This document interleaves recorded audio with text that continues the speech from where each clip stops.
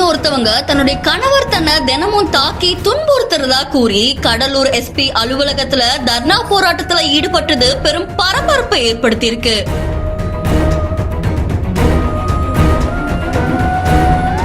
கடலூர் மாவட்ட எஸ்பி அலுவலகத்துக்கு ஒரு பெண் ஒருத்தவங்க தன்னுடைய பெண் குழந்தையோட வந்திருக்காங்க. அப்ப அவங்க திடீர்னு எஸ்பி அலுவலகத்துடைய வளாகத்துல அமர்ந்து தர்ணா போராட்டத்துல ஈடுபட்டிருக்காங்க. இது குறித்து தகவல் அறிந்த எஸ்பி ராஜாராம் அவர்கள் நேரடியா வந்து அந்த பெண் கிட்ட விசாரணை நடத்திருக்காங்க. விசாரணையில அந்த பெண் வடலூர் பக்கத்துல இருக்கிற வானதி ராயபுரத்தை சேர்ந்த காயத்ரி அப்படின்றவங்களும் அவங்களுக்கு 23 வயசாகுது அப்படின்றதும் சொல்லிருக்காங்க. அதை தொடர்ந்து இப்ப அவங்க 3 மாச கர்ப்பமா இருக்கிறதாவும் தெரிவிச்சிருக்காங்க.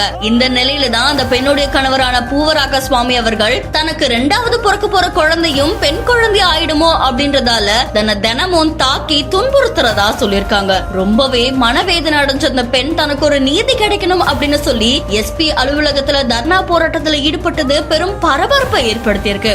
இதை கேட்ட எஸ்பி அவர்கள் அவங்களை இப்போ மருத்துவமனைக்கு போய் சிகிச்சை எடுத்துட்டு வாங்க, உங்களுடைய கணவரை அழைச்சு விசாரணை செய்யறதாவும் சொல்லியிருக்காங்க. இதை தொடர்ந்து அந்த பெண் ஆம்புலன்ஸ் மூலியமா சிகிச்சைக்காக கடலூர் அரசு மருத்துவமனைக்கு அனுப்பி வச்சிருக்காங்க. இந்த சம்பவத்தால எஸ்பி அலுவலக வளாகத்துல கொஞ்ச நேரம் பரபரப்பு ஏற்பட்டுச்சு அப்படின்னு சொல்லப்படுது.